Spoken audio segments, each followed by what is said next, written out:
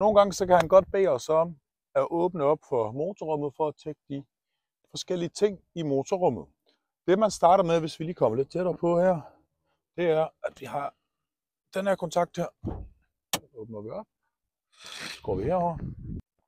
Så har vi en pæl, sort en. Man lige kigger her. Den skubber man til venstre. Og så med venstre hånd tager man den op. Så har vi stangen her. Stikker vi ind i hullet. Så har vi de forskellige ting her. Hvis vi kommer nærmere, så kan vi se her, at der er noget, der hedder washer. Den washer der, det er sprinklervæske, og der skal være nok til en køretur. Kigger vi nærmere herover, så har vi noget, der hedder engine coolant. Det er faktisk det, vi kalder for kølevæske, og der skal også være imellem minimum og maksimum. Nu er der fuld. Det er jo fint nok. Det skal der ikke noget ved. En anden måde, man også kan se, om der mangler, det er inde i instrumentbrættet. Der kan man også godt se, hvis der lige pludselig er et symbol, der begynder at lyse op, så kan man på den måde se, at det også mangler. Kommer vi herhen af, så har vi den beholder der, som ligger tæt på bremsen, og det er bremsevæskebeholderen der. Den skal også være imellem minimum her og maksimum. Måden man også kontrollerer ved, det er, at man lige skubber til den her. Så kan man på denne måde se, at der også er nok.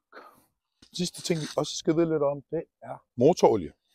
Herover ved motorolien her, så kan vi jo se, hvis vi lige kommer tættere på her. Her påfylder man, altså her lægger man olie i, og her tjekker man.